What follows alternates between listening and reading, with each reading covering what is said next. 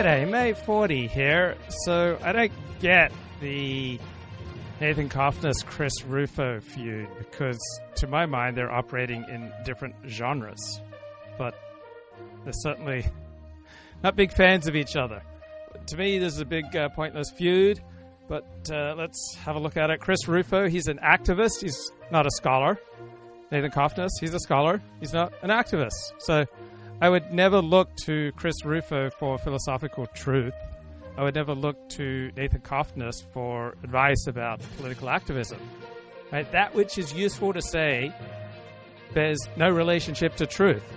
Chris Rufo is great at coming up with useful things to say for his side, while Nathan Cofnas keeps his focus on what is ultimately, fundamentally, philosophically sound and true.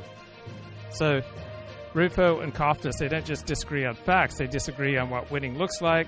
They're both on the same side of the anti-woke movement, but their roles and their goals are fundamentally different. So you could regard their battle as a conflict over the movement's soul. So Chris Rufo operates in the genre of power politics. Nathan Cofnas operates in the genre of philosophy. So Rufo views the world as a series of institutional levers. To Rufo, truth is often less important than narrative control. So his playbook is about using reporting and uncovering of facts to trigger public scandals, such as the Claudine Gay plagiarism case. Rufo has a background in making documentary films and in journalism. He wants to force administrative changes.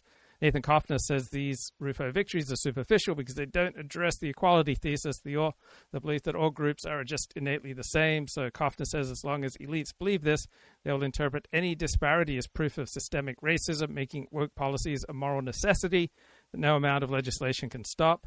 So I would not expect Cofnas to have any expertise in political activism. So when Cofnas says that all of Rufo's activism won't amount to anything, I just don't think Nathan has any expertise to pronounce on that.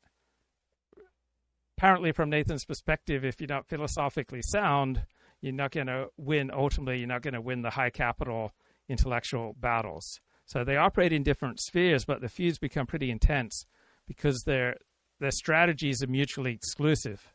So Rufo sees liberal elites as a barrier to success, and he wants to maintain his political viability. Chris Rufo wants to stay in the Overton window, so he has to distance himself from any fringe theory, controversial theory, any biological theory about human differences. So he looks at Nathan Cofnas' focus on heredity as some kind of strategic disaster that makes the movement look like a bunch of nutters, just kind of some kind of fringe group. And he doesn't want this to destroy his ability to influence politicians and governors and university trustees. Now, Cofnas has a different agenda and sees different barriers to success. Cofnas sees Chris Rufo as a grifter because Rufo claims to be fixing the problem, while in the Nathan Cofnas view, Rufo is merely pruning the leaves of a tree with poisonous roots. So to Cofnas, Rufo gives a false sense of victory that prevents the right from having the uncomfortable conversations that Nathan says are required for a real revolution. Now, to some people, this feud is an illustration of Sayre's law. The more closely two people share a goal, such as dismantling DEI, the more viciously they will fight over the 10% difference in how to achieve it. So they're both high-profile figures in the same anti-woke ecosystem, so theoretically they compete for the same donors, prestige, and followers. But they're operating in different genres, so I don't think they're competing. To me, they operate in completely different worlds. Chris Rufo is now part of the establishment. He's a university trustee. He's a policy advisor. Nathan Cofnas is a distant scholar. So there you go. Want to dig deeper? This is NatCon Squad, where common good and common sense meet. NatCon Squad is produced by the Edmund Burke Foundation, the home for national conservatism. Subscribe now on Apple Podcasts, Stitcher, Spotify, YouTube, or wherever you get your podcasts. Okay, we've got an important lineup for you today, this week. First of all, we're going to do an overview of the last year. We're recording this on the Tuesday, the anniversary of President Trump taking office last year. We're going to take a little look back at the past year and what's good, what's bad. And then we're going to turn to the potential insurrection and rioting in Minnesota. Ben is going to cover that for us. Then we're going to talk about the slate of bills introduced in Virginia. And how similar that is to California so long as last even allegedly purple state. This was a far left agenda in Virginia. And then finally, Will is going to talk to us about Greenland and all matters related to Europe and Greenland. So with that, I guess I will kick it off by talking about the Trump administration's first year. I have a piece on this coming out, and actually I think is up right now at The American Mind. I have been, if people who have watched this podcast for a longer period of time know that I'm not by nature an optimist, and I had plenty of pessimistic things to say over the years. And I know that people feel perhaps on the right a little bit demoralized right now, but I actually don't see a reason to be when I look back at the accomplishments of this, I guess, the first year of the second Trump administration, especially when comparing it to the first Trump administration. I think the first Trump administration really was kind of wet behind the ears, really did get taken advantage of by the deep state, by various establishment actors in Washington. And I don't see that this time around. I see an enormous level of competence across different areas, in particular some I'm about to list, and a vision that is aggressive and sometimes risky, but is actually changing or an attempt to change the trajectory of America in a real way, from decline into hopefully back into greatness. That seems like a possibility to me in a way that it didn't perhaps just over a year ago before that election. Four key areas that I think are some of the most important on the domestic side, and hopefully one of my colleagues will jump in on the foreign policy side, but I think the immigration issue has been, obviously, we've covered a lot of the obstacles on this podcast in terms of lower courts, in terms of gumming up the works and deportations. I think the successes of the Trump administration, despite those obstacles, have been genuinely impressive. And I struggle sometimes when I see people doomerang over this. You have to remember that for the last 30 years, we essentially have not enforced immigration law in any way. And then just under Joe Biden, of course. So with regard to doomering, that is a critique that Amy Wax and I would expect others have with regard to Nathan Cofnas, that with all these successes that Donald Trump has had, and Nathan's just saying that this is pointless because it's not philosophically sound. Of course, we had admitted 6.7 million illegal aliens into the country. Trump has already deported 600,000, but more importantly, another 1.9 million illegal aliens have left this country. For the first time in 50 years, we're experiencing net negative migration into the United States. And the percentage of foreign-born people in the United States has dropped by, I think, 10%. And that was actually, that 10% is just, it's from Center for Immigration Studies. That is just through July. So it doesn't even count the last 6 months of deportations and incentives to leave the country. The incentive structure has completely flipped. Does that mean that it's perfect or that there isn't like a big job to be done? Of course not. But I think it's very impressive, especially when you couple that with the fact that border crossings have essentially gone to nil. We have shut the border. That was an accomplishment of the first Trump administration, but on top of that accomplishment that they've reinstituted the first year, they have really done an aggressive and good job of, policing immigration law within the country. And that's something we haven't seen, not just for 30 years, I think for 50 or 60 or 70 years in the United States. So I think not giving grace to the Trump administration on this point is exceedingly silly, to be honest. I think they have done as good a job as could be expected, and I expect that they will continue to do that job. The second thing is making progress on what you can call this bunch of issues: DEI, racial discrimination against whites, men.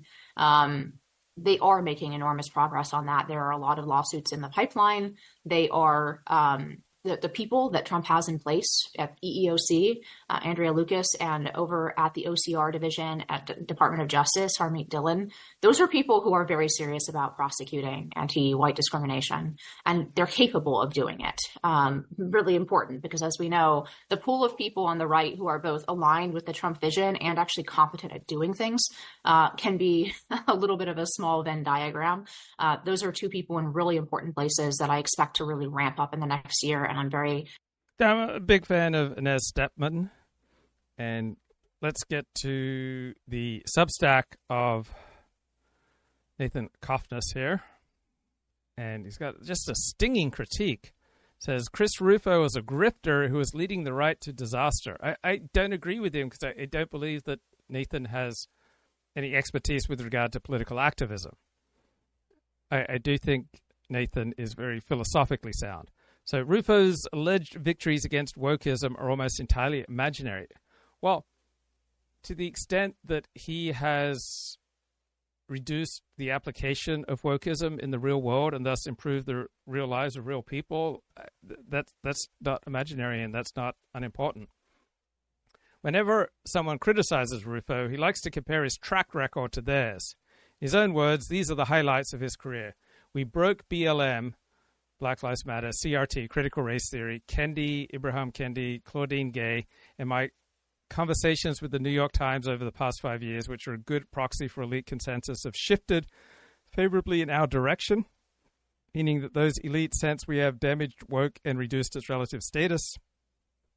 We've also set the stage for the president to defund the left, tame the universities, abolish DEI, and rescind affirmative action. Seems like an impressive track record if you're into right-wing political activism.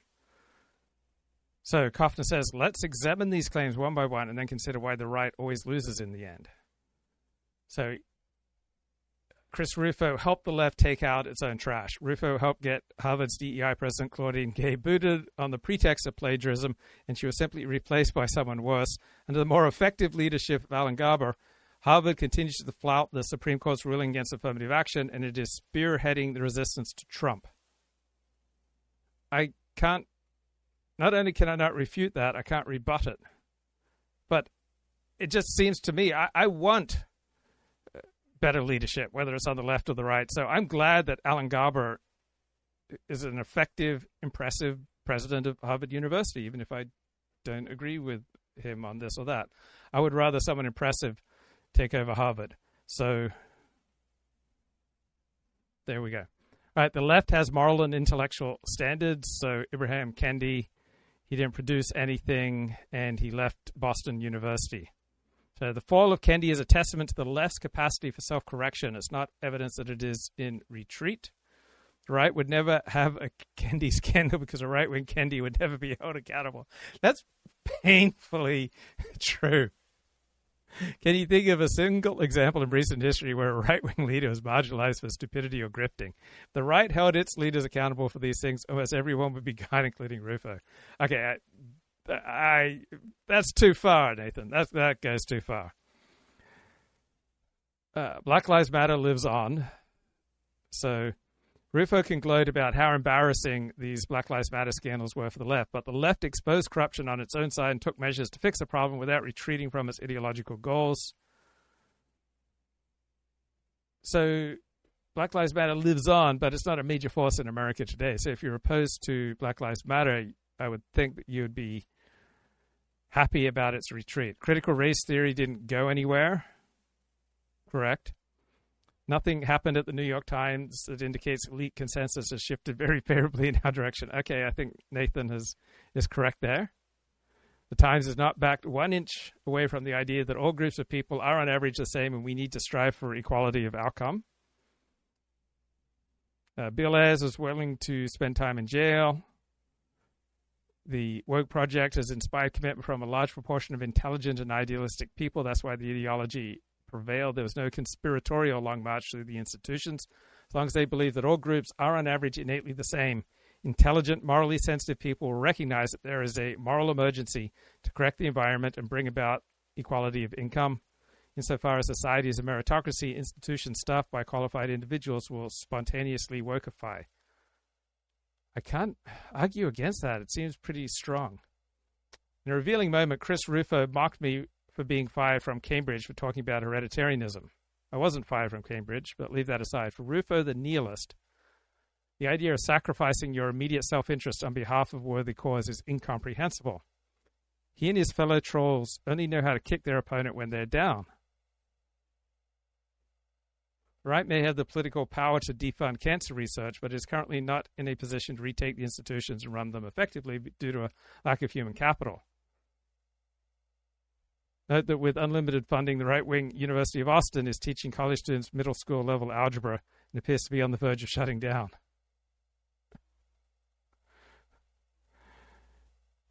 Rufo thinks that these various radicals came up with a plan to undertake a long march through the institutions, and wokeism was just them following the plan. This is insane, conspiratorial, and magical thinking, which makes sense to his Twitter brain supporters. I think Cofnas is 100% right there. Rufo is great at coming up with explanations that sound good.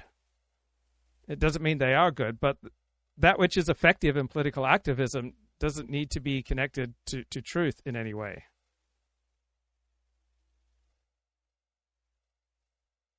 Chris Rufo doesn't have an ideology. He's here to troll and enrich himself. Well, I'm sure his ideology is not as philosophically dense and profound as Cofnas's. Anti-woke attracts characters like this because it's the easiest grift in the world. I'm embarrassed to admit that I was taken in by Rufo, but at this point there's no excuse for people. Why not just admit that different people have different gifts? Rufo has political activism gifts. Now, I'll also give this to Cofnas. I have repeatedly listened to the Rufo-Lomez YouTube discussions, and I think I made it through 4 of them, and I didn't get anything. I didn't get any nutrition. Jacob Savage. He's on Substack. Since publishing The Lost Generation, a common response has been, sure, there are excesses during peak woke, but now things are normalized. Why are you even bothering? It says, here are the actual judging criteria for the 2026 American Society of Magazine Editors Awards. Part 2 requires publications to disclose the overall size of the full-time staff as well as its composition by gender and ethnicity. So when you apply for a job and you're asked to tick various boxes of what race and gender and sexual orientation you are, do you do it, or you just blow it off and do employers discriminate against you if you don't do it?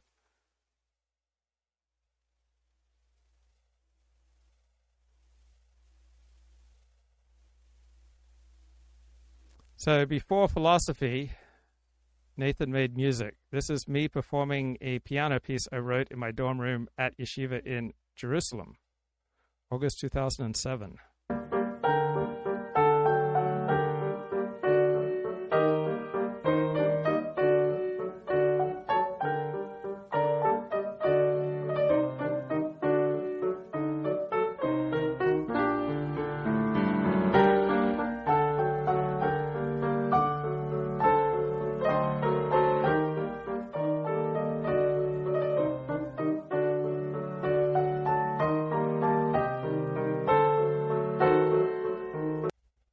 Pretty cool.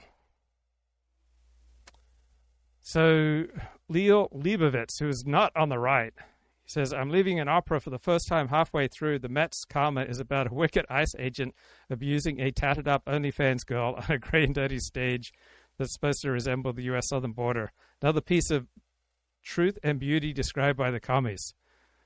Nathan has an interesting response. He says, I agree this is bad, but it raises the question of why conservatives who care so much about Western culture can't produce their own non-woke opera. The awkward truth is without commies, and are we allowed to say queers, there would be no opera at all. I'm not sure we're allowed to say that. Satisfied with what they've done so far. Third, we talked about this a lot. I think Trump has launched a war on the bureaucracy and reestablished a direction for the court to declare the unitary executive. I think that is probably going to be the longest lasting, perhaps barring immigration, the longest lasting impact of this Trump administration will be the series of cases and firings that will lead to the reestablishment of the president's primacy over the executive branch. That is something that conservative chattering class has been whining about for decades. I mean, how many times have we heard over and over again, like the country went off the rails because we elected Woodrow Wilson and his progressive vision and created essentially this rule by bureaucrats and experts. Trump is the first president in my lifetime, and I think looking back in history, really in the century, to really put a serious wrench and obstacle and counter-offensive against the expansion of the administrative state, the deep state, unelected bureaucrats, whatever you want to call them. I think that is a major accomplishment. And finally, I talked a lot about the war on higher ed and on universities. I think it's been excellently executed using all of the tools that the Civil Rights Act and various grants and loan procedures offer. We saw the first major tax increase on university endowments. We've seen the first caps on what has been until now endlessly escalatory student lending from the government that has allowed tuition prices to escalate in a way that's really crushing the middle class. And we're seeing those tuition prices come down. Quell surprise, there's a $50,000 cap now on, for example, the amount that can be loaned to go get a year of law school. Lo and behold, we've seen that law schools publishing their tuitions have gone down from $60,000 or $70,000 to, wow, that magical number of $50,000. All right, let's get back to Nathan's Substack. So Nathan says the stupidification of the Republican Party began in earnest under George W. Bush. Before that time, college graduates in America leaned slightly Republican. I can't believe that. 25 years ago, college graduates leaned slightly Republican. After 25 years of alienating smart people, we've now reached the point where it's common for prominent conservatives to invoke literal demons as an explanation. I tweeted that many American conservatives have the same worldview as medieval peasants, and that left to themselves, there's a chance that they might start burning witches. I was inundated with replies saying that medieval peasants were right, and of course we should execute witches.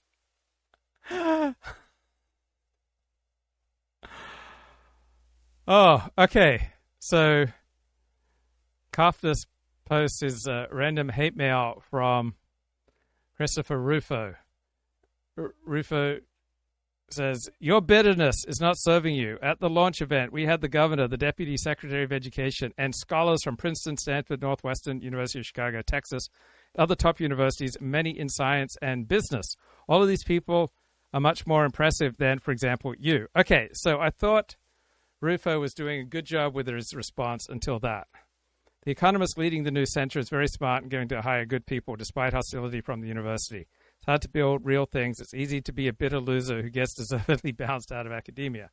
Okay, so I thought Rufo was on strong ground when he was making his case. I thought he was on weak ground when he went after Cofnas. And Cofnas responded, you're not remotely qualified to assess my scholarly impressive. That's true. And then Rufo, you've never been a scholar, you're a perma student, now you're unemployed, but your real problem isn't academic, it's personal. You're a bitter, petty, resentful, poisonous little man. Okay, I don't think that exchange served Rufo very well. He was fine. Like, half of it was fine. He would have done much better if he'd gone without the attack. But why is he even responding to Cofnas? Because Cofnas is simply operating in a different genre. And this is what triggered Rufo. Finally, conservatives will have a voice on campus to talk about the Bible and deny vaccines until Gavin Newsom becomes president and cancels everything. There are tears in my eyes. And he's responding to a Chris Rufo Substack post. Conservatives in Iowa will finally have a voice on campus. The University of Iowa's new Center for Intellectual Freedom promises an end to left-wing ideological domination. Cofnas is not a big fan of this left-wing intellectual. Is under 75, which is considered the average IQ in some parts of sub-Saharan Africa is under 75, which is considered mentally disabled. East Asians have measurably a higher average IQ than Europeans, and they're less criminal, and they're more prosperous. So you're saying Asians are smarter than us? Yes, on average. Yeah. Like every Japanese person I've met, or like Korean, seems really smart, but I've met some Chinese people where it's like, really? I feel like they're fudging the numbers on that one, to be honest. As far as most experts are concerned, all of these IQ numbers are fudged. Here's a bit more about that from somebody who knows his shit, because I feel like it's worth it. These tests were made for the purpose of figuring out who's going to do well in school. It doesn't predict terribly well to many kinds of real-world successes. So you can make an argument it doesn't predict terribly well. It's just it predicts better than anything else we have. So it reproduces on test after test. So it's flawed, it's incomplete, but an IQ test will predict all sorts of future outcomes more accurately than any other single test. There's so much it doesn't tell you. That it doesn't tell you about emotional intelligence, creative intelligence, common sense. Well, there's no good test for these. So empirically, IQ tests predict life results more accurately for large numbers of people than any other test. Wisdom. There's so much more to a person than just their IQ. I would say the major problem has been what's sometimes called scientific racism, but it's not really scientific. It's using the guise. Look at that smug smile.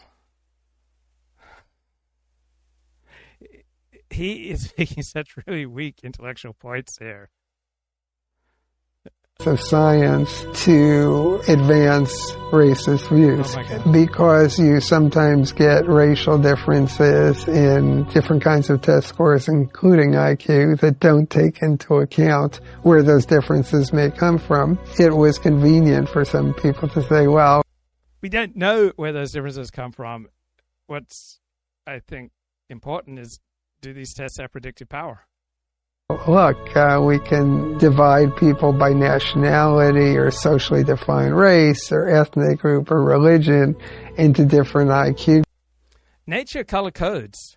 Throughout nature, color is highly significant, right? Depending on the situation, depending on the circumstance, depending on the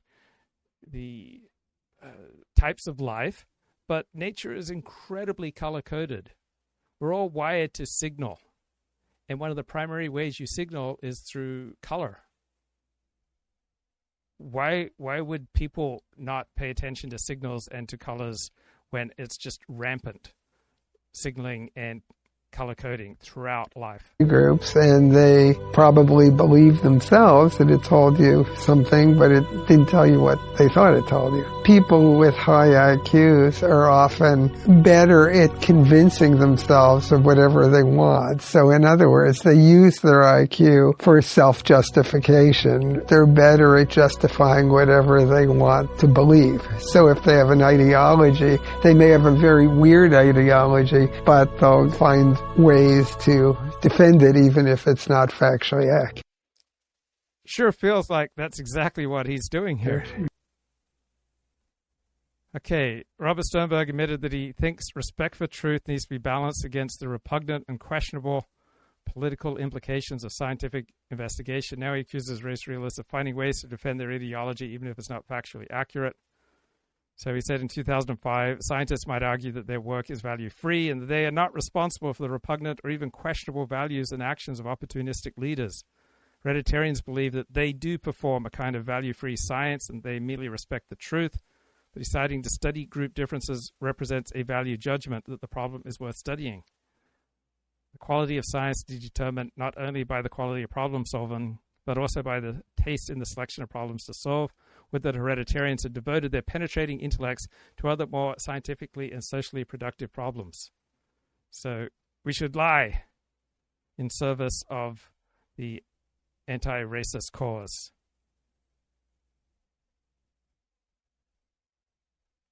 $1,000. This is the first major reductions in tuition that have ever happened in my lifetime. So I don't know, all that and more. I think this has actually been an administration that has been competent and ruthless, and I'm very pleasantly surprised by the way they were prepared to take office. It makes one wonder if Trump was sort of meant to lose for 4 years because he did not come in that prepared in the first term, which is understandable, I suppose. But yeah, I mean, I actually don't feel doomerist. Political capital exists to be spent, not to be put on a shelf and not to piss anybody off, right? I think these are really, really important trajectory moves. So I don't know what you guys think. I would love for somebody to weigh in on the foreign policy side. So let's get back to this big argument between Nathan Cofnas and Chris Rufo. So we have a fundamental divide in right-wing strategy. You have the institutional hereditarianism side, and you have tactical activism, right? What is true? What is tactical? So Cofnas is arguing from a philosophical and biological perspective. He says unless we defeat the equality thesis at a truth level, at a science level, then race communism will remain the inevitable conclusion of any meritocratic system. Rufo operates as a political operative. He views culture and policy as a series of levers to be pulled. So to follow the logic of Nathan Cofnas, real victory requires a critical mass of liberal elites to abandon the equality thesis. So that's a more difficult challenge than passing state-level bans on critical race theory. So it requires changing what the most intelligent, the most morally sensitive people believe to be true about human nature. Right? That's not an easy ask. If Chris Rufo is a grifter, in Nathan Cofnas' eyes, it's because Rufo treats the symptoms, the slogans, the administrators, the grants, while Cofnas believes the disease is a fundamental misunderstanding of biology and sociology. So the argument against Rufo being a grifter centers on he's effective, he's strategically effective, and he seems to get more things done from a conservative perspective than any other conservative activist which I can think of. So in a typical academic faculty feud, professors might destroy each other's reputations over a parking spot dispute or a footnote. But for Cofnas and Rufo, they correctly see the stakes as massive. They both believe they are fighting for the future of Western civilization. Rufo thinks he's dismantling state-sponsored ideologies like DEI and critical race theory that threaten meritocracy. Cofnas says unless the equality thesis is defeated at a biological and intellectual and academic level, then all these Rufo victories are merely cosmetic and doomed to fail. So we have a clash between tactical activism and biological realism. Rufo is a siege strategist. He wants to use administrative power to purge institutions. Cofnas is an intellectual revolutionary. He says you can't purge an institution if the people inside it still believe the underlying premise of innate equality that makes woke policies feel like the moral necessity.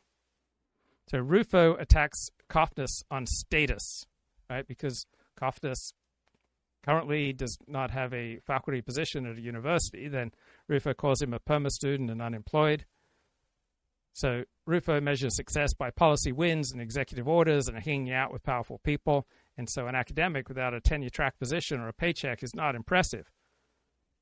And Cofnas responds that Rufo lacks depth, lacks any intellectual credentials to evaluate work. So Cofnas views Rufo as a mere activist who does not understand the deeper philosophical or biological truths at play. I just think that Rufo is not interested in the deeper philosophical and biological truths at play.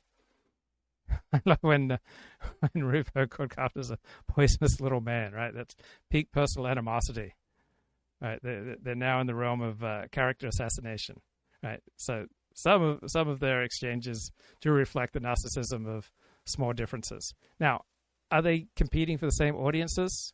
I don't think so, right? Very different people follow Cofnas versus Rufo.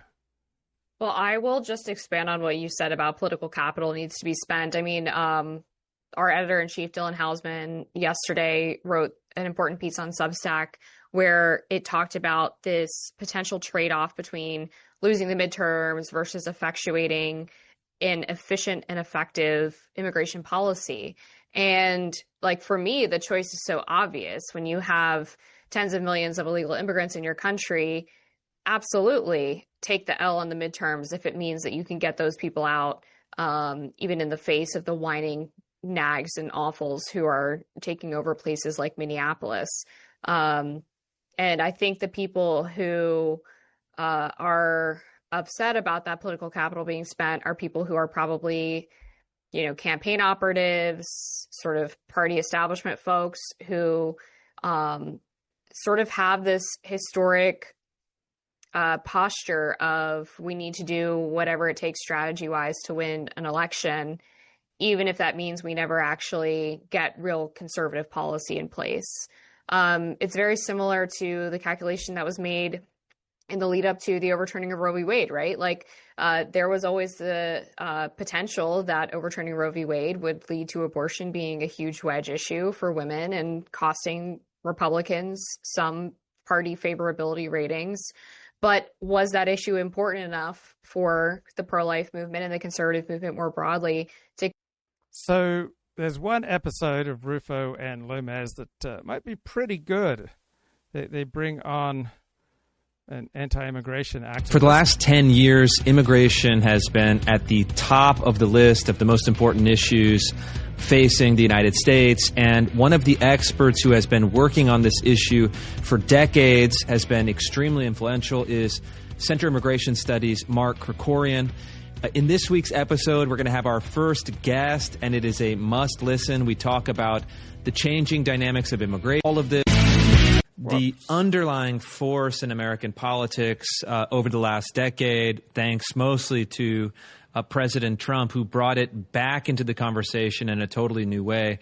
The headlines recently are about Somali fraud, about kind of looting the Treasury of Minnesota.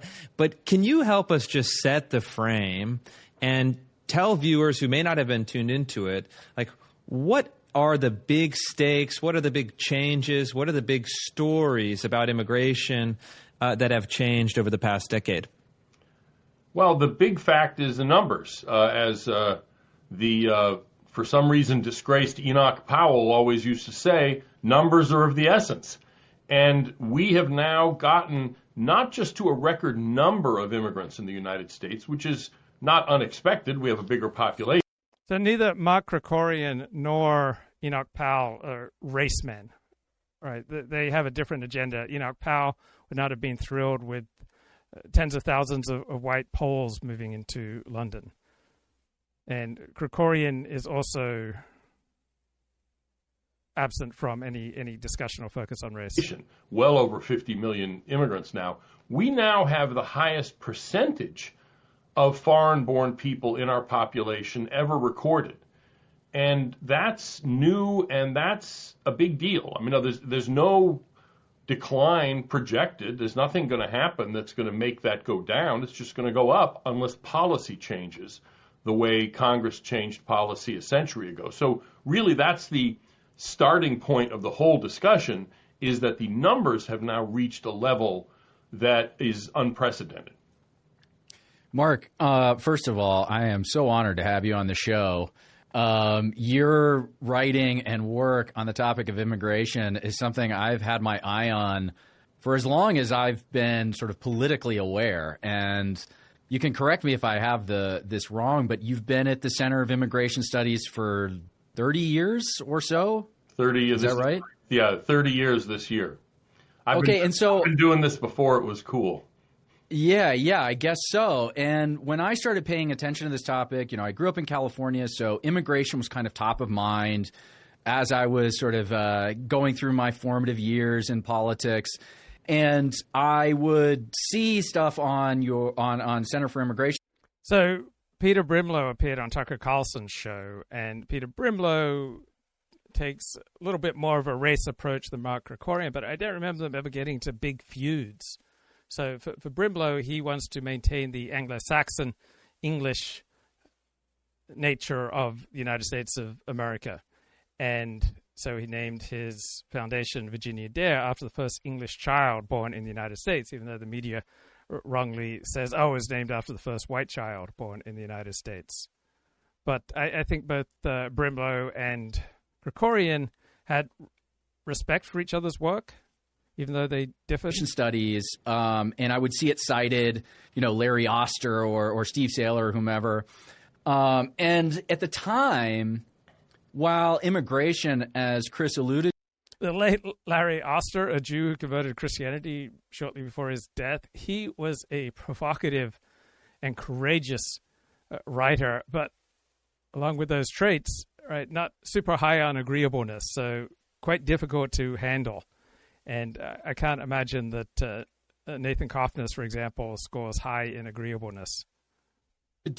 Was a central feature of American politics. The idea of being against immigration or opposed to mass immigration in the numbers that people were coming in then, let alone how they're coming in now, was something that was kind of on the fringe of politics, both left and right. Now, occasionally you'd have someone like Bernie Sanders on the left, or I remember at one point like the Sierra Club was even immigration restrictionist. But certainly on the right, that idea was, Pat Buchanan and then these sort of fringe internet elements. So I'm wondering, before we get into the meat of, what exactly is going on now? How do we remedy this situation? Can you help explain to our viewers how we got to this point? What was going on in the Republican Party and among conservatives through that long period of time since you started at the Center for Immigration Studies that has kept this issue on the sidelines? I think the basic...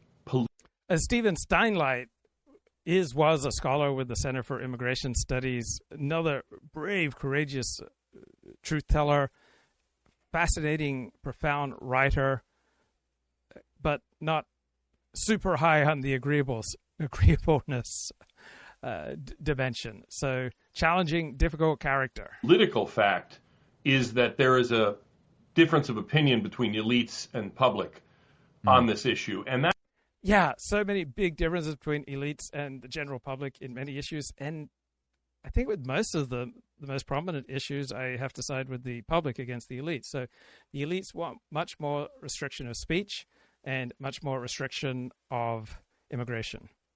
That's true in all kinds of institutions, whether it's labor unions. Regular labor union members are much more restrictionist than the labor union institutions. Right. Black organizations are not restrictionist at all, but ordinary black Americans are much more restrictionist than their ostensible spokesman. And you have the same thing, or you had the same thing, within the Republican Party as well. So you had really, a broad Republican electorate that was uncomfortable with mass immigration. It wasn't really, it was kind of an inchoate thing. It hadn't been given form and shape. I mean, Buchanan did to some degree. It was considered low status, and still is considered low status in most elite circles to be anti-immigration. But the elite, for want of a better term, the sort of country club element that dominated the Republican Party didn't see it that way. And so you had this elite public divide that helped to drive a lot of bad policy until it got to the point where you had somebody like Trump in 2016 snatch the nomination out from under, 16 or 17 other conventional Republicans who had not picked up this issue that was sitting there on the ground for them to pick up. Because even if they didn't, in other words, all those other Republicans, even if they weren't really super jazzed about mass immigration, they were still afraid of being called names by the New York Times, what have you. And so, it took somebody like Trump to kick the door open. And, he's got all kinds of shortcomings and all that. I mean, we all know that. But it took the bull in the china shop to do it because no one else was willing to talk about it at the elite level.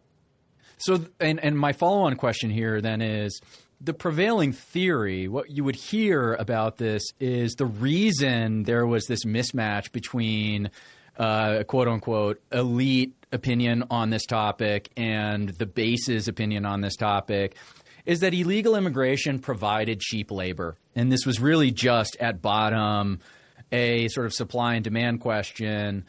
People who own big companies, manufacturers, any institution that sort of depended on low-skilled labor wanted an abundance of illegal immigrants and even legal immigrants to keep wages down and to keep a steady supply of new employees. Now, my question is, A, is that story that we've heard over the decades the real story, and or is there something else sort of driving elite opinion on this question? For example, that it's also a way to manipulate the electorate in a certain way that keeps certain factions in power over others, perhaps. And then my secondary question then is something different now? Because just as an outside observer kind of looking at the landscape of immigration, I don't see a very productive illegal immigration force, labor force, that is. A lot of these people seem to be on welfare. They seem... So Lomez is providing a textbook example of how not to ask a question. He just goes on and on. He wonders. Something about English literature professors that surprised me. They're not the most rigorous in their reasoning, and it's just such a mess when they communicate often. I'm not a big fan of this rambly style of question. Very clearly to be a net drain on the economy. Like, I'm frustrated. I want to like Lomez, right? We're on the same side of politics, but I just never get any nutrition from him.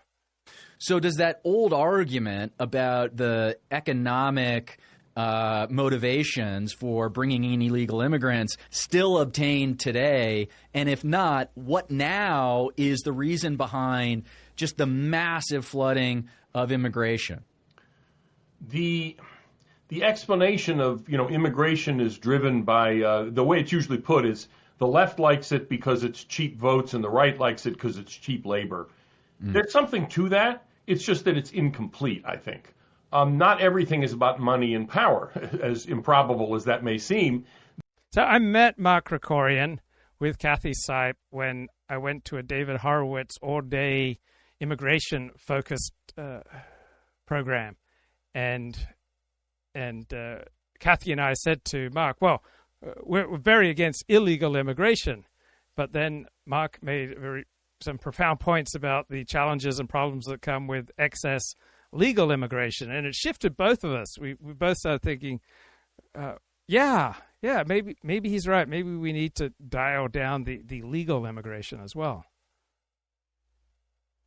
There is a certain ideological element to it. On the left, obviously, they just don't believe in nationhood and borders, and they actually, in particular, don't believe in our nationhood and borders. Mm-hmm. But even on the right, there is a kind of, at certain level of the sort of elite level, a kind of post-nationalism or a little bit of, kind of embarrassment about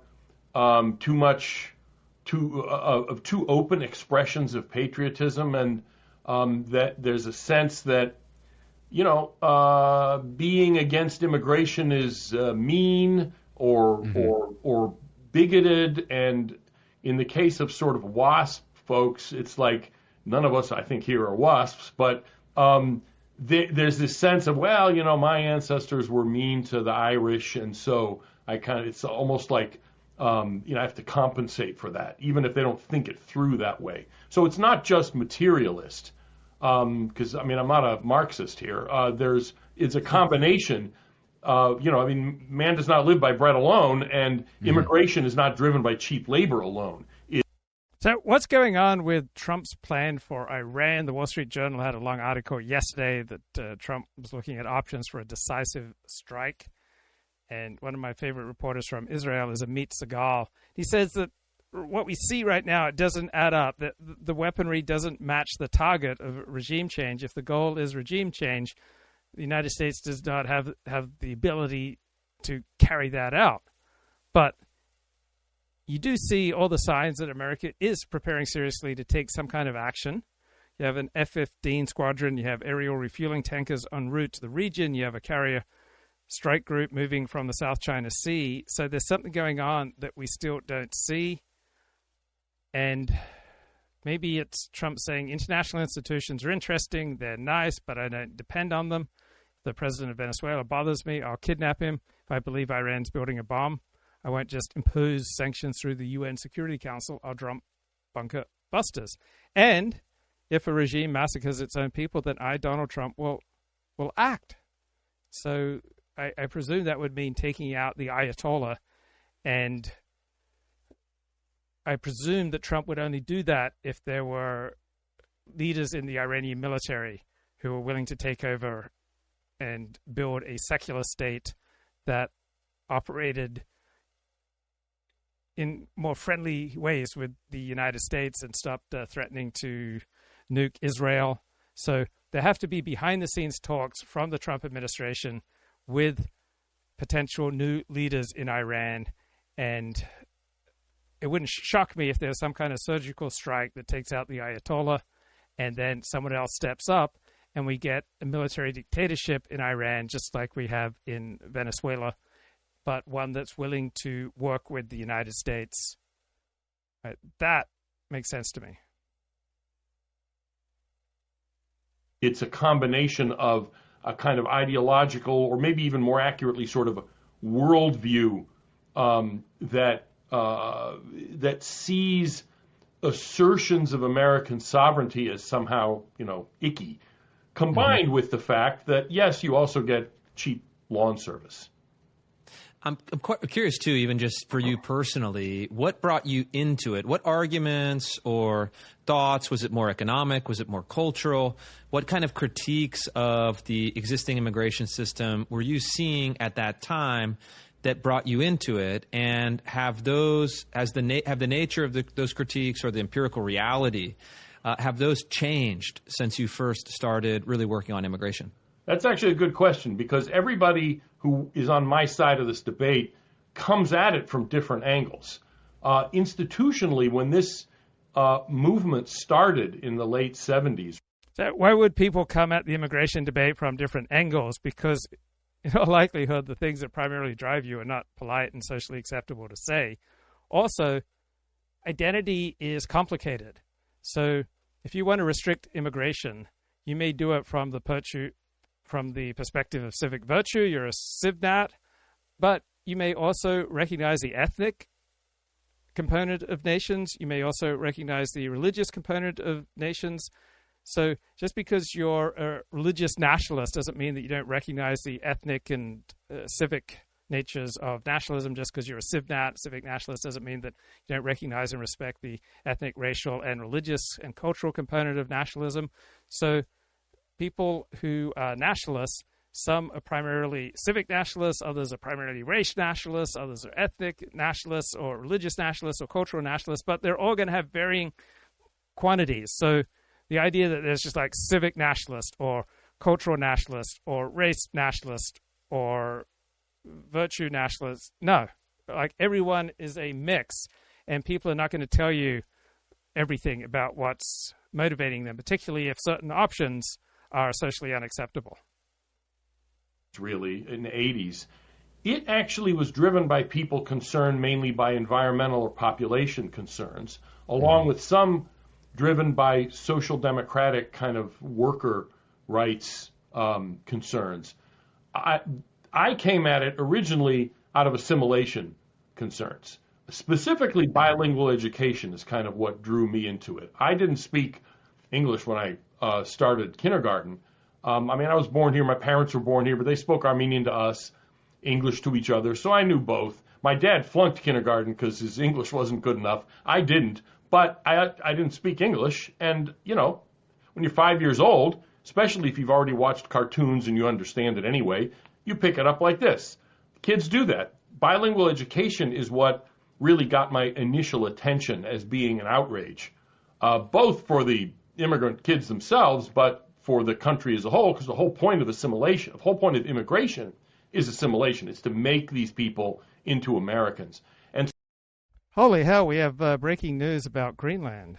You need to allow us to make this argument, come in with an open mind, and we can negotiate something fair, because the point that the president made in his address today was that Denmark really hasn't put in the resources or the money needed to support support Greenland the way it needs to be supported. So it'd be very interesting to see where this goes forward, but at least now we have a group of folks that have come together with a plan, and when the president, as you know, his strategy, he talks big, gets people talking, and then his next step is to put forth something, and this is where the negotiations can start. So maybe that's where we are at the moment, a starting point for negotiations. John? Well, Mark Ruda was urging cooler heads to prevail, so we'll see if we're there. Ed, thank you for the update. Really appreciate it.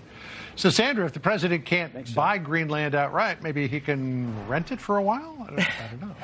This is incredible. Look at the market movement that we're seeing right now. Obviously, we're noting that the Treasury yields were dropping, and look at the U.S. stock market spiking. When you look at the big board, you'll see, right as this news was coming out, that spike in the green there in just the last few minutes. The Dow up in 643 points. All that concern that we saw in the sell-off yesterday. I thought it was very accurate analysis. The only thing that can restrict Trump is the stock market and the bond market.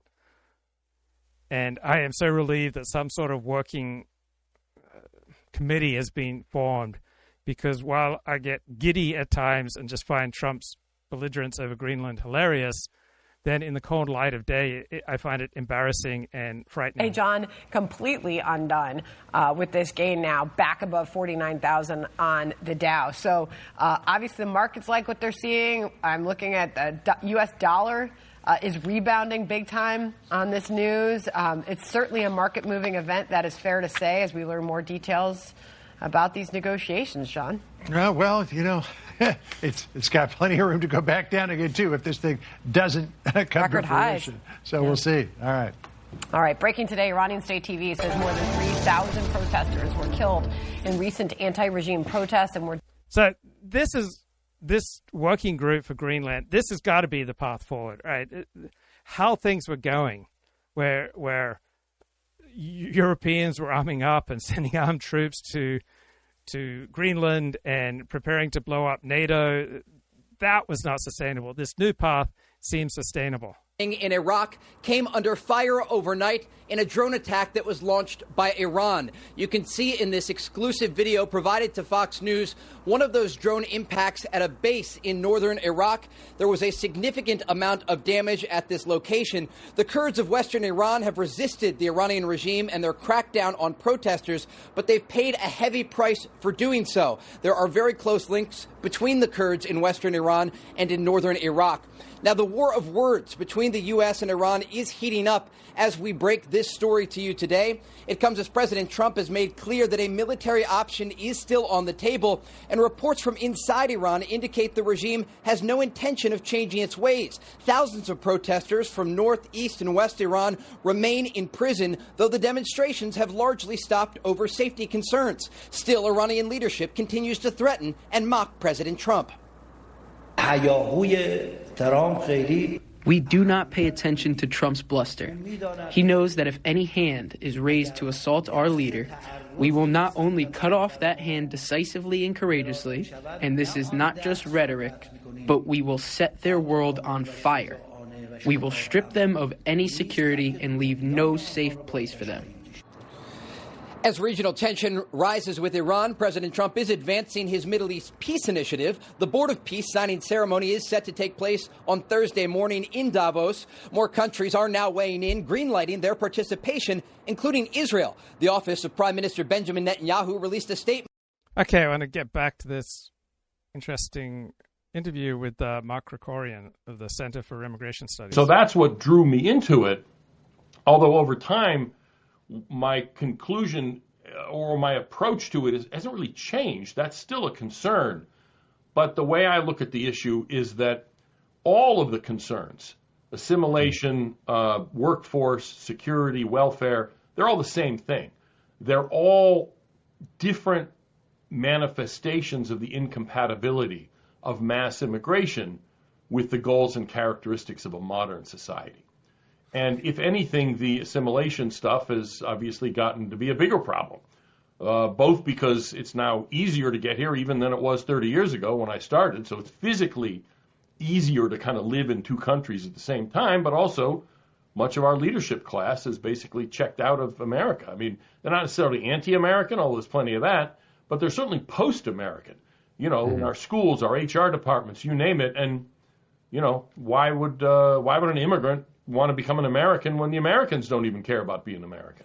Lomas, Kindred Harvest Tea Company sent us both gift baskets. Tea company, and then Rufo has been enjoying the this is 10 out of 10 puzzle is just the sheer number of immigrants you have here at any given time.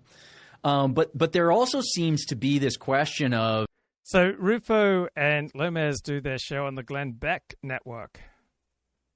A kind of change that happened at some point, maybe in the late 20th century, maybe before then. Maybe you can actually pinpoint for us maybe where some of these inflection points were, where we went from assimilation into a dominant, like, let's say, Anglo-Protestant culture as an aspirational idea that all of these immigrant groups, even if they held on to certain ethnic particularities, could try to sort of fold themselves into, and did, it seems to me, rather.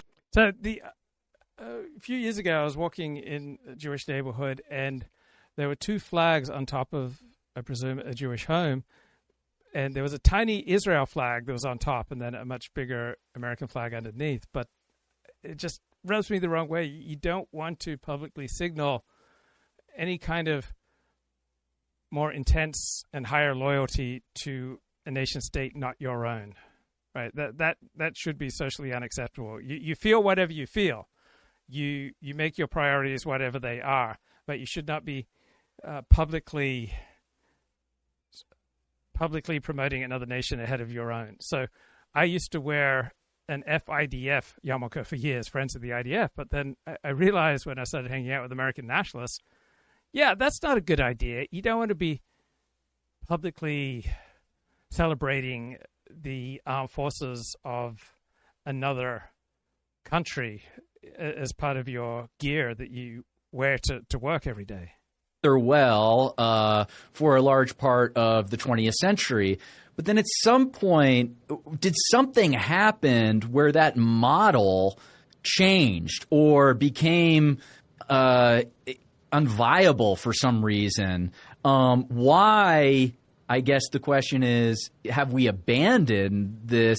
Well, man, these questions are way too long. When you're interviewing someone, you want your question to be as short as possible, and you want it to be free from moral judgment, because when you put moral judgment into a question, it antagonizes people. Have we abandoned that kind of assimilational aspiration? And then secondly, if the answer is yes, if it's not there, well, then what then? How do we take the current population of immigrants, which you said at the top is the largest in history, largest foreign-born population in history, exceeding what happened in the Ellis Island wave. Okay, if we don't have assimilation in the way we did, what do we do? How do we come back to this? Well, to answer the first part of your question, what happened is the 60s happened. Ironically, just as immigration was kind of accidentally restarted, we also went through these spasms about how we're terrible and America's evil and, you know, hey, LBJ, how many babies did you kill today, and all that stuff from the 1960s. So that had nothing to do with immigration, but it changed the context into which immigration has happened.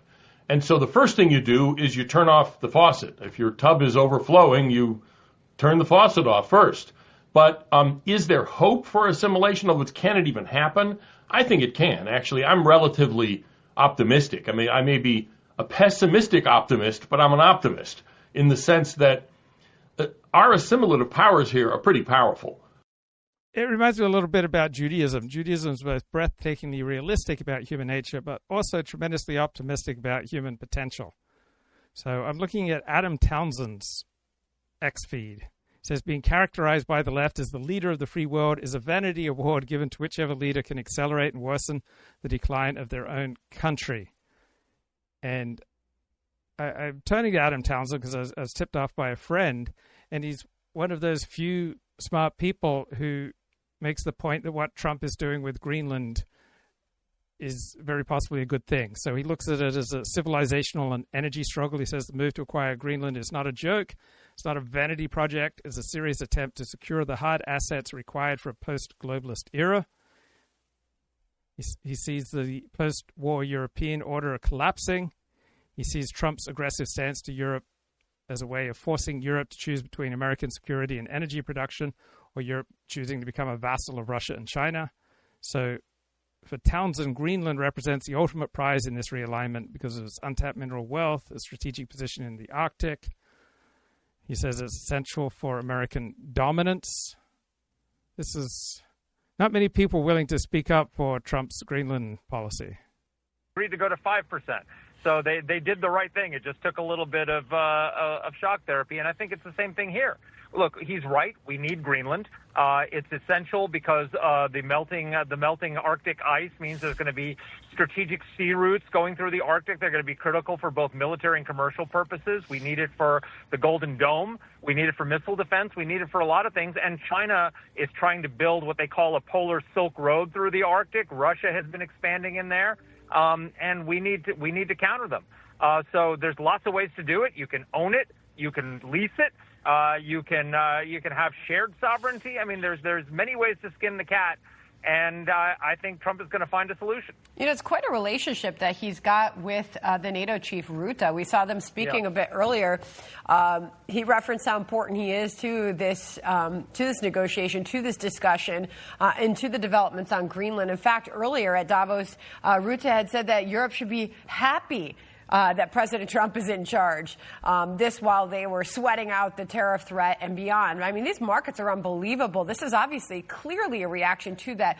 But weigh in on that relationship and why Rutte appears to have such an incredibly wonderful relationship with President Trump and what he means to these Greenland negotiations and where this goes next.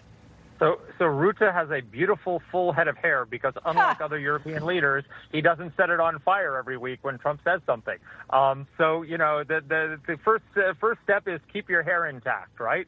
Don't set your hair on fire every time Trump says something that seems unorthodox or scary or whatever like that. I mean, the idea that the Europeans were sending a dozen troops to Greenland to stave off an American invasion and we're saying that the NATO alliance was going to be over, it was ridiculous. And Rutte knows that you take Trump seriously. You don't react to everything that he says that seems a little bit outrageous, that it's negotiating tactics, and treat him with respect. And he appreciates the fact that Donald Trump has made the NATO alliance stronger than any president in modern history, and so Trump appreciates that. Got it. Mark Thiessen, thanks for jumping on the breaking news for us. Appreciate you. Thank you. Take care. All right, John. All right, Sandra, a departure from the Greenland news, a new study raising red flags about everyday foods that are probably in your pantry. Dr. Masa Tehrani on the harmful ingredients that could be hiding in what you eat every day. Stay with us. Whether you're a professional driver or just a fan, vehicle... Okay. So, I'm fascinated by the Greenland story. And I liked Mark Thiessen's commentary there. You don't have to take everything that Trump says literally. You don't have to set your hair on fire. You don't have to send troops.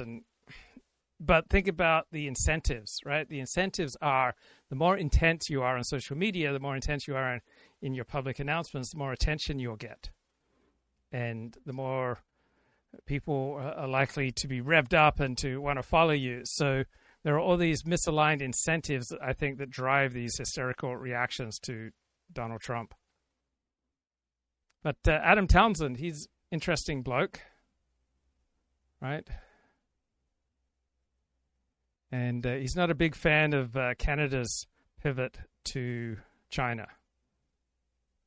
Canadians deserve straight answers. So here's one question from Mark Carney. How did he go from calling China Canada's biggest security threat before the last election to announcing a strategic partnership with the Chinese Communist Party right after it? Mark Carney is turning his back on our closest ally and cozying up to a dictatorship. For over 100 years, Canada and the United States stood shoulder to shoulder. We fought together, we traded together, we argued, sure, pipelines, trade disputes, defense spending, but we worked it out because we shared something solid. That partnership built this country. And while that relationship is strained today, it should not be broken. It should be repaired, not thrown away. But our Prime Minister wants to torch it. He flew to Beijing, sat down with Communist Party officials, smiled for the cameras, praised Xi Jinping, and talked about a so-called new world order with China. The progress that we have made in the partnership sets us up well for the new world order. China isn't some misunderstood partner, and it's a serious mistake for the Prime Minister to pretend they're more predictable or more reliable than the United States or our other democratic allies. We know exactly who they are. They ran illegal police stations here in our own backyard. They interfered in our elections and harassed members of the Chinese diaspora. They kidnapped 2 Canadians and held them hostage. They punished our farmers and fishermen with billions in tariffs on canola, peas, pork, and seafood because we wouldn't let them install a massive fleet of roaming surveillance cameras on our streets. But Carney wants to be a global player. He's desperate for it. So he's cozying up with the first dictatorship that offered him deeper ties. His deal opens the door to roughly 50,000 Chinese electric vehicles flooding our streets. Vehicles tied to a regime our own government once called a security threat. That puts Canadian auto jobs at risk. And even worse, it creates serious national security concerns. And here's the part Ottawa hopes you won't look too closely at. Carney's big announcement was that Canada would lift 100% tariff on Chinese electric vehicles. But China didn't match that. They didn't fully remove their tariffs on Canadian canola. They didn't lift them on lobster, crab, peas, pork, but in... So you go to Australia and all the electric vehicles are damn cheap and they're all from China. So, have you been to Australia, mate? And are people who go to Australia, are they hot, or is it just the Australia effect? Article in the New York Times. Travelers and temporary workers in the country who may have arrived looking pallid are showing off their glow-ups on social media. Now you're saying, 40, this seems so shallow. 40, you're a man of depth, you're a man of ideas, you're a man of philosophy. Well, the philosophy here is that the camaraderie, social cohesion, and relatively high levels of social trust in Australia have an excellent effect on your health. It is good for you to be in a high-trust society. Right. So, a couple of years into traveling around Australia, Abigail Phillips noticed something about her fiancé. He was looking good. He used to be pale. Now he was golden, barefoot, shirtless, and beaming. And so she considered this the Australia effect. So Australia makes it easy for young people to come to Australia on a work visa and support themselves and work usually manual labor jobs. Whoops, here we go. Hope the number. Oh, copyrighted music, can't have that. The Australia effect. Fair dinkum. There's a real mateship and camaraderie in Australia that is worth celebrating and emulating. So she noticed he grew a mullet, a moustache, eating snags, I think some kind of Aussie snack, loves a bush chook, meaning a chicken, lives in a troopy, that I would assume SUV, learning to surf, growing more freckles, goes to Bunnings, that's a place for home repair, says, how you going? Where's pluggers? Don't know what those are. So those living out their coming-of-age stories against the backdrop of mangroves, lighthouses, and pineapple farms have a narrow window into the country. But travelers do get exposed to certain cultural gist, and that includes sun, beach, bush, and more sun. So more travelers were posting videos to social media of desk jobs traded for physical labor and morning runs under the gum trees.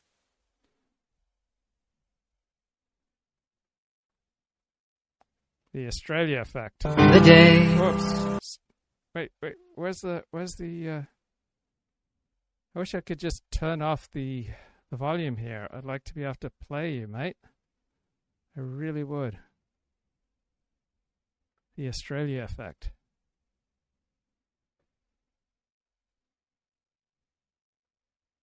Okay, seems healthy, mate.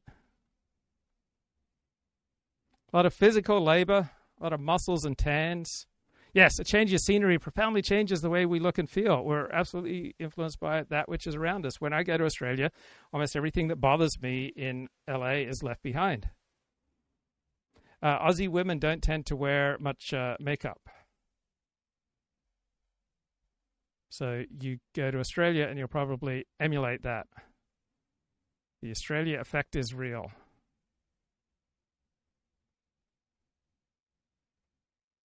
So you only wear makeup for special occasions in Australia. They love Bye Bye Miss American Pie. That's the music they put to these videos. She looks healthy. She looks good to me.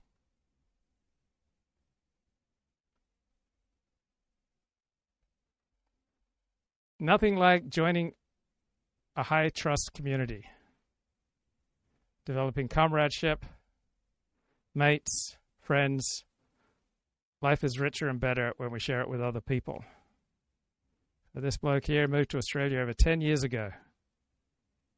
Right, the quality of life is better in Australia compared to, say, the United States.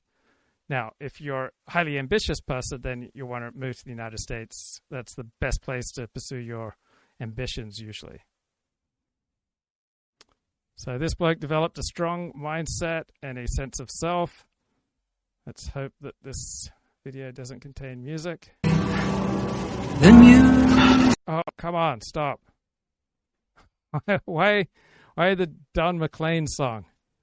I remember when I worked at a radio station, they loved playing American Pie because the DJs could go outside and smoke a ciggy. It was like an 8-minute song. The Australia effect.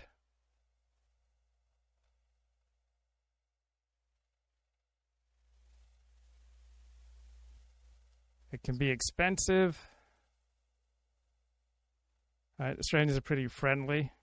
But yes, sense of camaraderie. You can stand in a line and strike up a conversation with anyone. Contrast to American culture, German culture.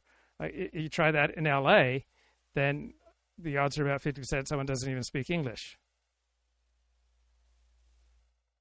Mateship, like connecting with other blokes.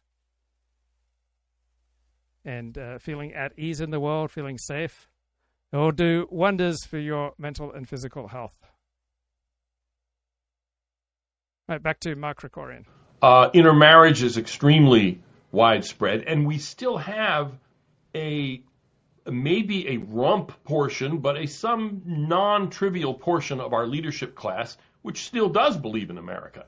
And so it's not easy. I'm not saying I don't have any 8-point plan to restore American patriotism and self-confidence, but the first thing is reduce numbers. And doing that itself, and assertions of American sovereignty and confidence, like at the border even, itself has a kind of teaching function for immigrants that, okay, we actually are. So Australia has very high standards for even visiting Australia. If you've got some kind of domestic violence conviction, drunk driving conviction, you're not going to be able to get in. Then they have very high standards for immigrants. You have to learn to speak English. So, yes, Australia has immigrants, but pretty much they all speak English. In the month of December, everybody says Merry Christmas or Merry Chrissy. There's no happy holidays, right? That's just unknown. Australia is a cohesive, high-trust society in a way that just will be unfathomable for an American city dweller. Are taking ourselves seriously, or at least more seriously. I had a boss who used to say, you teach people how to treat you. And we've been teaching immigrants to be ambivalent at best about being American. That's on us. No, Guatemalan single mom bringing her kid to school in L.A. is saying, well, now, Mr. School, make sure you teach her that, Washington was a phallocratic, slave-holding. Now, what the hell is going on with our friend Stephen J. James? He has a theory about Greenland. The great game theory. A theory that at once and the same time explains Greenland as well as Trump's apparent betrayal of Ukraine. So stick with me. Now, if you're my friend Colin Liddell, you just believe that Trump is like a facile, old narcissist boomer who's also compromised by Russia. They've got compromat on him. That's why he's betraying Ukraine. But this doesn't explain to me why he's toppling key allies like Maduro. So, what does explain this? And it's like the key that explains everything is China. And more importantly, defeating China over the coming decade in the AI race. Now, Trump is fully aware of the AI race because all the key CEOs have come to him and explained this. All the top AI companies are American. There's basically DeepSeek in the top 10. All the rest are American. The AI war is between China and America now because Russia has been forced to sit this one out. They've stupidly spent their time getting bogged down in Ukraine, fighting a war in trenches for fields and grain production and all this nonsense instead of building out data centers. So they're out of the race. Fool them. What a stupid, utterly stupid mistake to make. They've relegated themselves to being the gas station of the planet who'll ever take their gas for the next 100 years. They're out of the AI race, bro. But China is.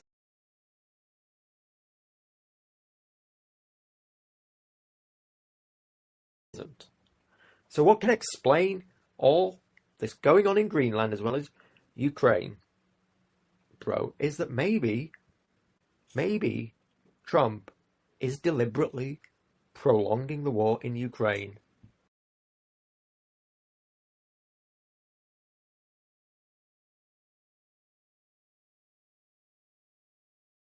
With a grand plan of keeping Russia bogged down, fighting this war of attrition, while their economy craters.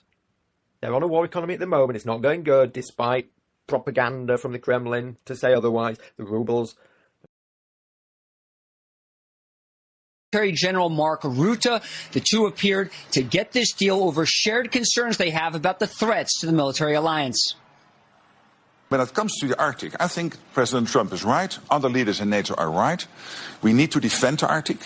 We know that these sea lanes are opening up. We know that China and Russia are increasingly active in the Arctic. We have to do more there. We have to protect the Arctic against Russian and Chinese influence. Now, in the run-up to this breaking news, more Danish troops had arrived here to Greenland earlier this week, a territory that Denmark has controlled since the early 18th century. The reinforcements arrived days after other NATO nations, including Britain, France, Germany, and even Finland, sent forces in what appeared to be a response to President Trump's previous threats to take over. Trump responded to the NATO deployments by threatening to levy tariffs on those nations in response. And earlier today, Britain's Prime Minister Keir Starmer addressed Parliament. I have made my position clear on our principles and values.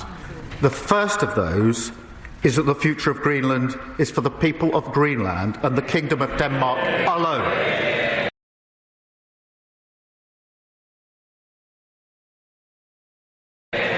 The second is that threats of tariffs to pressurise allies are completely wrong.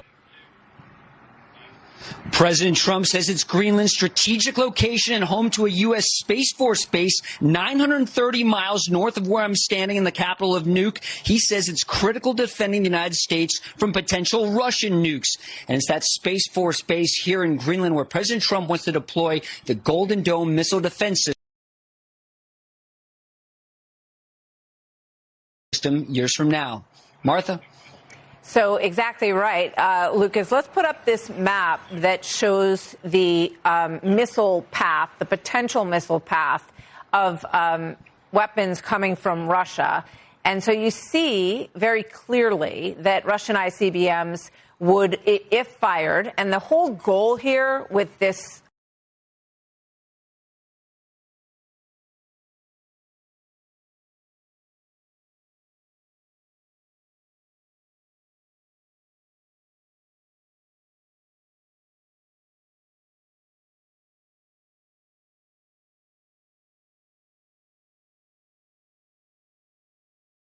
with this dome is to make that option obsolete so that Russia would not want to or couldn't know that they wouldn't have the capability to fire missiles across the red lines that you see there. But what is the large mass of land? And as President Trump pointed out today, it is about 99% ice, about less than 0.1% of Greenland is actually inhabited, and that's where Lucas is standing in the middle of this. Lucas, you have a military background yourself. Your military take on this potential deal, what it might mean.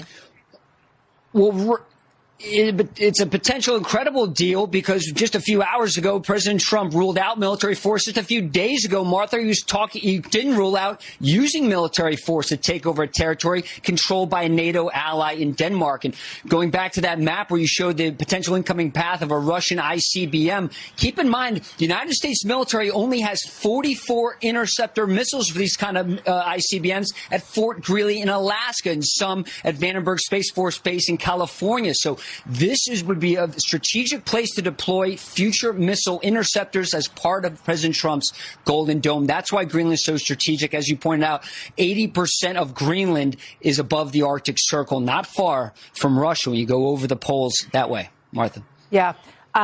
Okay, Lucas, thank you very much. It's a fascinating development. And when you look at those maps, the New York Times has been in the Antarctica for a century, and they've just taken a new trip. Chang and I are the first New York Times journalists to report from the Thwaites Glacier. But the Times has a long history of reporting from other parts of Antarctica. Before we set sail, I dug into the archives. The first New York Times reporter to report from Antarctica was Russell Owen, who joined a U.S. Navy commander, Richard Byrd, for 14 months between 1928 and 1930. And the Times called him the world's first polar reporter. The Times didn't have a photographer on the Byrd expedition, but a documentary film did capture the exploration. Russell Owen was the only reporter there, so it was an exclusive, a 14-month exclusive. His dispatches are still so vivid today. Byrd mushes over the ice barrier. And this story is about Commander Byrd leaping into the water to save one of his men. There's a lot of action here. I think at the beginning of the 20th century, it was just still this remote, unknown, inhospitable, uninhabitable place. That was the story that the New York Times was reporting on back then. And then, of course, over the decades, that changed. In the 1950s and 60s, the New York Times science reporter Walter Sullivan took several trips to Antarctica, bringing back a number of his own photos from the trip as well.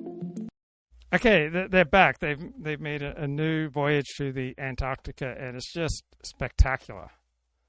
You look at these photos and video. They set up camp on a glacier.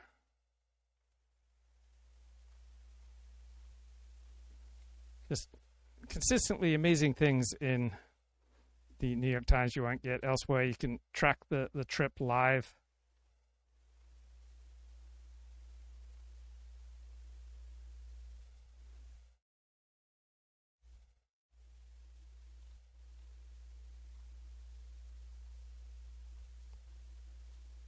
Just gorgeous and dangerous. Good on the New York Times. God bless the New York Times. All right, back to Krikorian. Whatever it is, that's us. We're making up that nonsense. And so we need to put our own houses in order, a house in order. But until we do that, we've got to turn the faucet off, or at least turn it way down. It seems like the other point for optimism about assimilation relative to pure nations is that the demographic composition and the nations of origin for American immigrants into America are radically different and, in my view, much more favorable than those, for example, in Scandinavia, in the UK. The gap between cultures in the banlieue around Paris, let's say, the gap between the cultures there, as well as Europe's, Sorry, I just can't get enough of this Greenland story. Yeah, I don't think any of that was realistic. I don't want to be dismissive of some of the emotion that was felt by, some of the folks here in Europe. But the reality is we are entering into a new world order.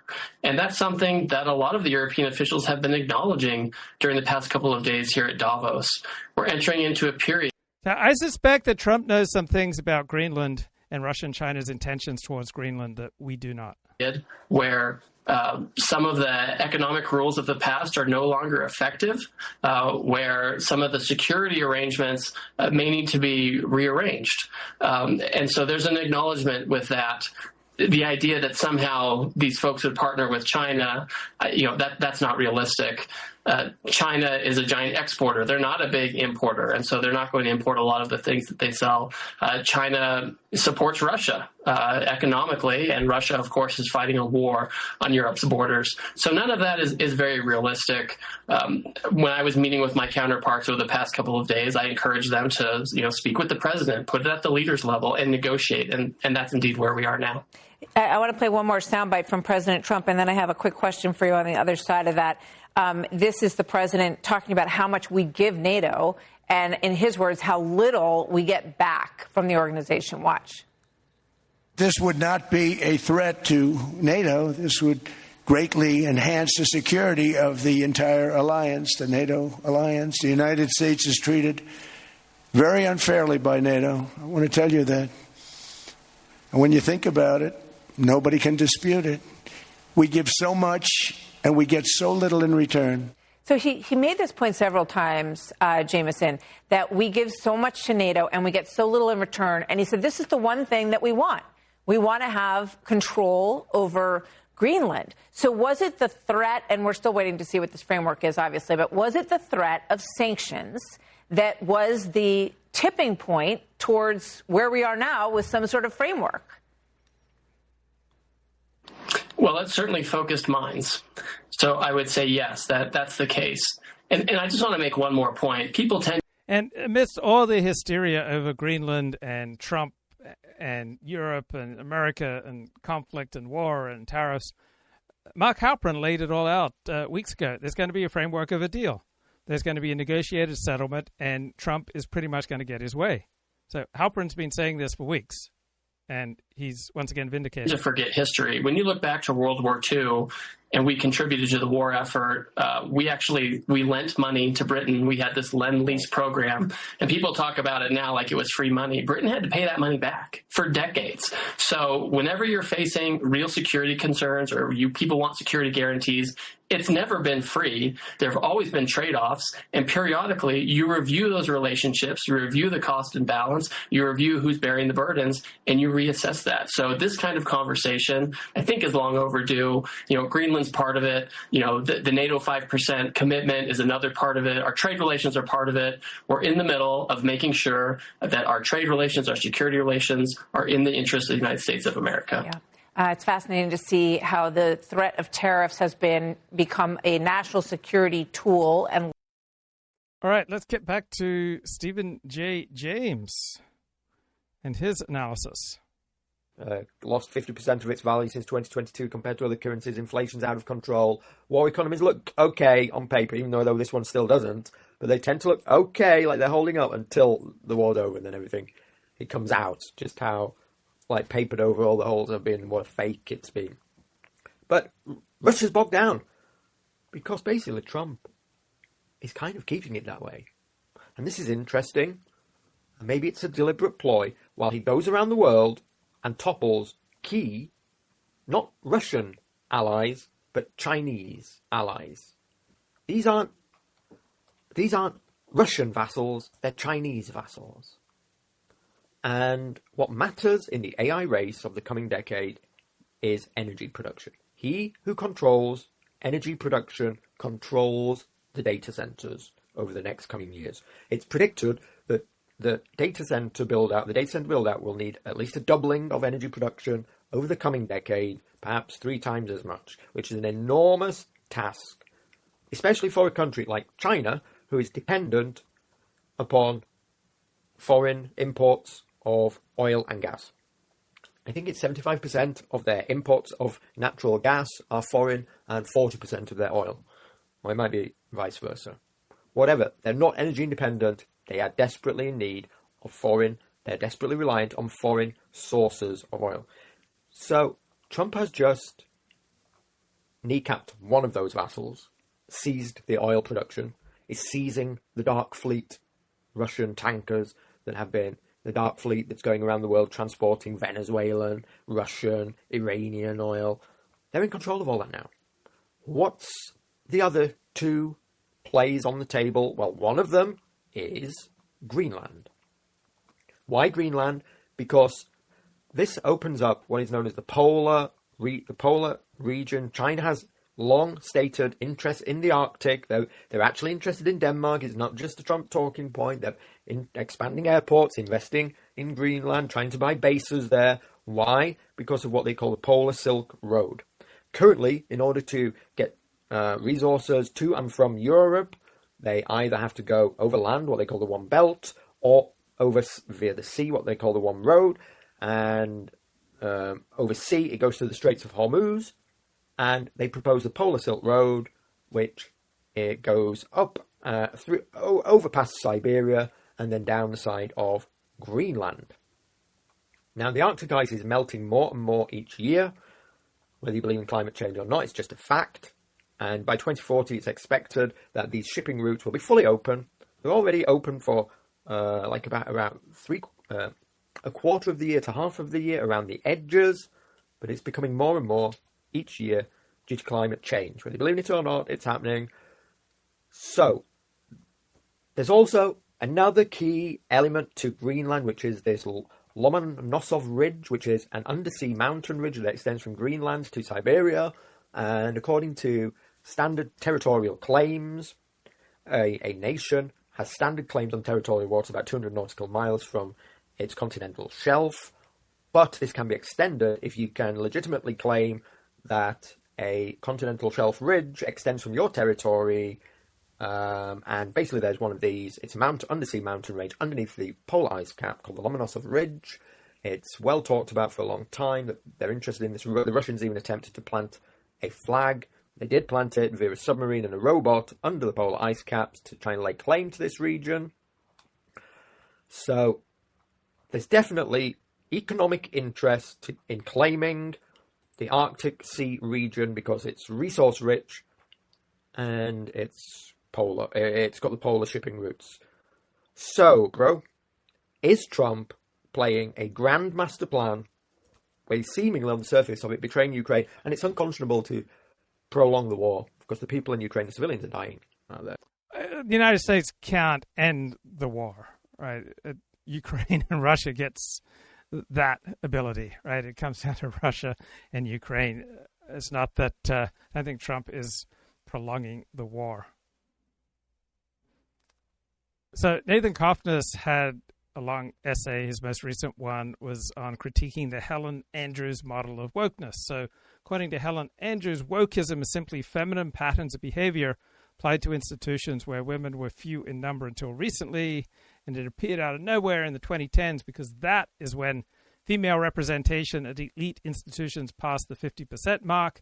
Cancel culture is simply what women do when there are enough of them in a given organization. So this is her basic argument. Wokeism is female nature applied to institutions. That's why everything you think of as woke means prioritizing the feminine over the masculine, empathy over rationality, safety over risk, cohesion over competition. And Nathan says, well, I think that Helen Andrews' argument contains truthiness. Right? The idea that women cause wokeism seems to jibe with lived experience. You say something politically correct at work or school, you'll probably be hauled into a woman's office. But there's a big leap from that, which is true to Andrews' conclusion. So from Cofnas' perspective, wokeism is a coherent ideology. It is what follows from taking the equality thesis seriously, that all groups have the same innate distribution of socially relevant facts. And then towards the end, Cofnas says, it is ironic that Helen Andrews was the one to popularize the theory that women cause wokeism because they don't care enough about the truth, and that she did so at the National Conservatism Conference. As editor of the American Conservatives, Helen Andrews was one of the chief gatekeepers preventing people like me from telling the truth about group differences on mainstream conservative platforms. And Yoram Hazony, the Pope of national conservatism, explicitly says he does not want to hear the truth about controversial topics. So, for example, Nathan, in 2020, published a paper advocating for free inquiry into all causes of race differences in intelligence, including genes. When Wokesters started a petition to get the paper retracted, Hazony tweeted, "You can't get to viewpoint diversity in academia by defending the study of race differences in intelligence. Such studies are potentially interesting to white identitarians and political racialists. Most conservatives don't see value in them." Conservative intellectuals tend to have very different attitudes in these matters, publicly versus privately. And so Hazony referred to defending race science and Nazi philosophers and says none of that is conservative. Now, isn't this the behavior that Helen Andrews says is quintessentially feminine, backbiting and ostracism to suppress controversial facts that threaten group cohesion? It's ironic that Andrews and her fellow national conservatives believe in cancel culture specifically for people who express the one idea that has the power to defeat wokeism, which is hereditarianism. So Cofnas offers a structural interpretation of modern social ideological movements such as woke. So he says, what people call woke is not a collection of just random grievances. It is the logical byproduct of a single foundational premise, the equality thesis, the belief that groups possess innate, identical cognitive and behavioral traits. If one accepts that all groups are biologically identical in potential, then any persistent disparity in wealth, education, and crime must result from external malevolent forces. When decades of social engineering and massive financial investment fail to close these gaps, the believer in the equality thesis faces a crisis. So Cofnas flips the script on the irrationality attributed to the woke ideology. He treats it as a rational system if you grant its primary assumption. And his critique has gained traction in many circles, particularly for people on the right under age 40, because it offers a simple, coherent, testable, predictable, and unifying theory for a whole bunch of bewildering cultural phenomena. It explains why institutional rhetoric has become ever more extreme and radical. So the power of a social theory gains strength when it is falsifiable, explanatory, and predictive, and Cofnas' critique has all of those qualities. He makes a clear empirical claim, right, that the equality thesis is a statement about the world that can be tested. And Cofnas makes several bold predictions. He says that no amount of DEI funding, bias training, or social engineering will change group outcome gaps, so long as these gaps primarily spring from biological realities. He predicts that moderate conservatives like Yoram Hazony will keep losing ground to the left because they cannot provide a coherent explanation for persistent inequality between groups. And he predicts that as genomic data become more granular and accessible, the equality thesis will be impossible to maintain. So Helen Andrews and her women-dominating institutions created Woke. She is giving the behavioral style of the movement explanation, while Cofnas is providing the structural logic argument.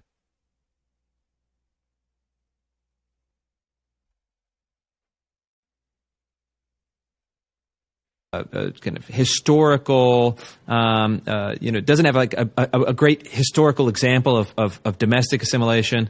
But tell me more about the composition of America's immigrants now, and what is the gap between the two that still exists that we need to narrow? And is that also, would you agree that that's cause for optimism relative to others? Oh, absolutely. I mean, I tell this to my European counterparts because we have an international network of other restrictionist think tanks in France and Hungary and Jerusalem. And I tell the Europeans, we have real problems in the United States with immigration, but holy moly, I'm glad we have our problems and not your problems. I think most of the differences with regard to immigration for us, between us now and our historic experience, is mainly our changes in our society. We're a post-industrial knowledge-based economy, we have a welfare state, things like this. But there is some element, a secondary element, in that the immigrants themselves are different than they were in the past. Not as different, and for us, much less so, but... So the Los Angeles Times has an article, College Women Far Outnumber Men in Law, Medical, and Vet Schools. And men are increasingly put off by what they see as the feminization of professions in which they are now the minority. So women, as they move and dominate professions such as law and medicine, right, these professions will take on a different cultural identity, and this transformation will often signal to young men that this career path no longer fits traditional masculine way of life. Right? You could call it the feminization of a profession. When the presence of women reaches a certain tipping point, then it leads to a perception that work is more about emotional labor and less prestige. So men will naturally not be inclined to compete with women. Men will naturally exit applicant pools when they see a field as female-dominated. Men prefer to spend time overwhelmingly with other men. So veterinary school, 80% female. Psychology, doctoral students, 75% female. Optometry, 70% female. Pharmacy, 66%. Law, 56%. Medicine, 55%. Dentistry, 55%. And also, men increasingly consider graduate school not such a great return on investment. So you get a position, a profession, an educational path that tips overwhelmingly female, and the perception of the field shifts, and men will be increasingly reluctant to go there. Right? Men don't normally feel proud of being a nurse or an elementary school teacher. So if men operate in female-dominated spaces, they have to try to emphasize the most masculine parts of the job, the physical demands, the leadership aspects, the high-stakes crisis management, try to distance themselves from the female label. Men are twice as likely to leave a feminizing occupation compared to an identical one with fewer women. Men sometimes enter female-dominated fields, but then leave quickly because they don't feel at ease there. Right. Men prefer to work in a masculine culture, such as in the trades, engineering, or technology. Men prefer plain speaking and aggressive competition to conflict resolution and fussy HR departments. Men like places where performance is explicitly ranked, and rewards are tied to winning. When a space shifts towards communal goals and collaborative harmony, men don't feel at home there. So the software of these professions is changing. The unspoken rituals, the communication styles, the methods of conflict resolution are transforming in a female-dominated direction. So in masculine environments, communication is a tool for establishing hierarchy and competence. Arguments are a sport. They're a way to vet ideas through friction. As women become the majority, the texture of the professional speech changes. You get a movement away from absolute declarative statements towards more inclusive language, more qualifiers, I feel like, does that make sense? Greater priority on the comfort of all parties, particularly the listener, and the preservation of the relationship over a win-loss exchange. The physical flow of meetings changes. Instead of a single person holding the floor until interrupted, you have a circle-back culture where leaders ensure everyone has spoken. In traditional old boys club settings, bonding occurs through shared risk and external activities like golf and late-night drinking. In more female-dominated spaces, these rituals move indoors and they become centered on life-work integration. Validating the personal lives and the emotional states of colleagues becomes an explicit part of the job. Catching up on personal news. It's not a distraction from work, it's a prerequisite for a functional team. Direct, heated confrontations, which are common in high-stress male-dominated environments, get replaced by a conflict resolution model. Issues are handled through HR-mediated conversations. For men who prefer to clear the air in a quick, loud argument, this will feel like a passive-aggressive maze. The heroic male leadership model of the lone captain making the definitive call gives way to distributed leadership. In masculine spaces, leadership follows a top-down model. Decisions are decisive, and people learn to obey. In a female-dominated space, leadership norms move towards consultation and consensus. In achieving buy-in, conflicts become subsumed into relationship-preserving processes, mediation, diplomatic interventions. Mentorship changes. It focuses on coaching that prioritizes the whole person, development, and empathy. Hazing rituals of the past are dismantled. Men don't necessarily see these cultural changes and think, oh, this is bad. They just find them alien. The environment is no longer a playground where they can compete. Instead, it feels like a classroom where their natural social impulses like competitive banter or bluntness are treated as unprofessional or toxic. In a male space, performance reviews are a scoreboard. Feedback is blunt, focuses on specific measurable wins and failures. You learn where exactly you fell short. And men can walk away from these knowing exactly where they stand in the hierarchy. The focus is on the agentic output of the individual. When women dominate a space, performance reviews become holistic conversations about professional growth and team harmony. You have an approach that puts a higher priority on soft skills and emotional intelligence and collaboration. So for men, this feels vague and confusing. Right? When the primary goal becomes a communal atmosphere where everyone feels supported, that's not a safe space for men. Physical setting and tempo of the workplace will shift as women take over. You get fewer spontaneous high-stake debates in the hallways, more scheduled, moderated discussions. The plain-speaking style that characterized male spaces is replaced by a more carefully curated form of professional diplomacy. You have a minimization of the risk of social fallout. You have more predictable, stable climate. You have linguistic changes where people talk about gender instead of about sex. People will feel more managed and engineered. Men will feel like they're walking on eggshells where the plain speaking of the past is replaced by a curated vocabulary. So it reminds me of that Ayn Rand novel Atlas Shrugged, where the world's most productive individuals, the men of mind, disappear from society and increasingly demand, well, they just disappear because society increasingly demands that they sacrifice themselves for the collective. So now we have the quiet shrug. So unlike the novel where the exit is a coordinated strike, the modern version is unorganized individual drift. Men see the rising costs of entry, changing social architecture of professional life, and they simply decide not to participate. They don't leave society entirely. They just leave female-dominated institutions because they are not comfortable there. So you may have had a bright student who once aimed for a career in surgery or high-stakes litigation. He looks at the debt required, the feminized landscape of the modern professional school, the focus on consensus, the carefully moderated speech, the administrative focus on emotional labor, and he doesn't feel at home there. If his natural competitive drives are labeled toxic, he's likely to disappear into something else. He'll become a ghost in the traditional system, and you might find him running a solo consulting business from a laptop, trading high-frequency crypto, moving into some specialized trade where the plain speaking of men remains the standard. He may choose a path where he can be an individual without a committee overseeing him. So the men of the mind are not hiding in a valley, they're hiding in plain sight. They're now working in niches where they can compete and produce without navigating the new diplomacy of the professional class. So you get a thinning of the ranks in the very institutions that sustain public infrastructure. As the shrugging continues, law firms, clinics, universities find themselves with a surplus of consensus and a shortage of the specific aggressive drive that used to power. The motor doesn't stop with a bang, it loses its high-end torque. The feminization of the professional world becomes a self-fulfilling prophecy because the men who would have provided the balance have walked away.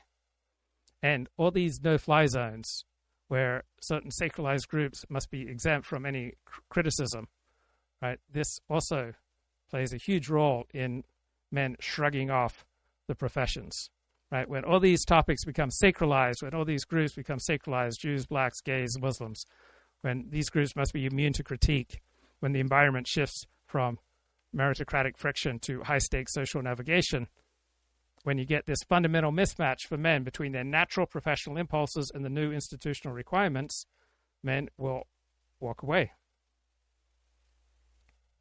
So in many elite fields like law or academia, the penalty for crossing into a no-fly zone is not just a lost argument, it is a reputational and career-ending event. So navigating these elite spaces becomes like walking through a minefield. It's not just that men stop training, competing, talking. They leave this regulated space entirely. Men move towards niches where these no-fly zones do not yet exist or are irrelevant. And this creates a cultural feedback loop. The remaining professional body becomes even more committed to consensus-based relationship-preserving norms, even more committed to reinforcing no-fly zones, making the field even less attractive to the next generation of competitive, blunt-speaking men.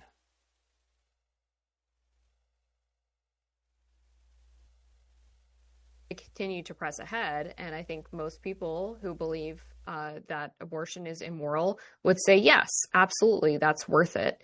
And I appreciate that the Trump administration and a lot of the officials within recognize this important turning point that we're in and are willing to potentially have a short-term loss if it means potentially, honestly, saving our country in the meantime. Yeah, I think things have gone really, really well, and the people who are blackpilling are being ridiculous. I mean, simple things is like we have this Renee Good shooting, and instead of having this massive, pro-BLM nonsense, instead what we have is the administration being willing to go after his wife. That's the most simple thing I can think of. When you actually look at the list of the most serious promises that he made, he's followed up on all of them. One, the first one was securing the border. The second is reducing immigration numbers. He's doing it all. He's doing a great job. I'm a huge fan.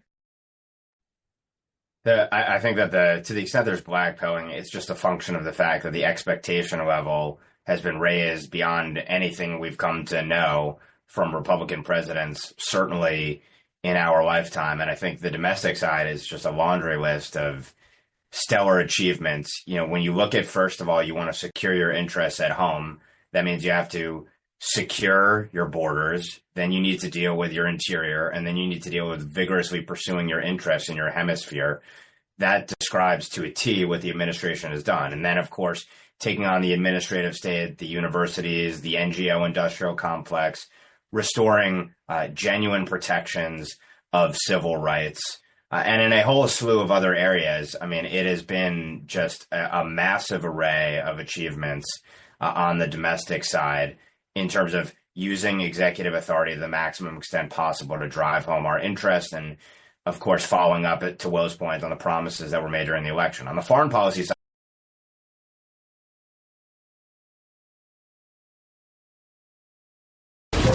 in including especially real national security and international security. How so? Can you give us some details, please? Well, the deal is going to be put out pretty soon. I mean, we'll see. It's right now a little bit in progress, but pretty far along. It gets us everything we needed to get. Will the U.S. still get Greenland? Will the U.S. still get Greenland, sir? Say that convinced you. Say it? What did Mark Rutte said?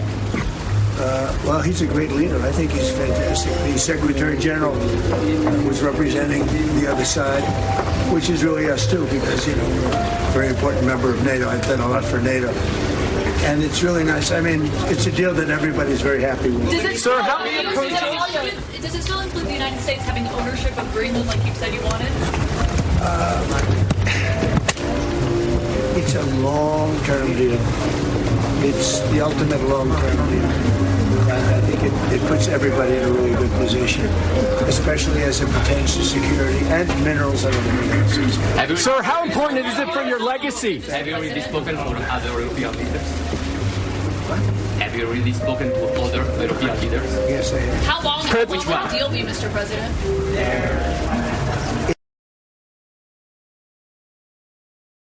I'm sure the administration would tout peacemaking in a slew of regions around the world.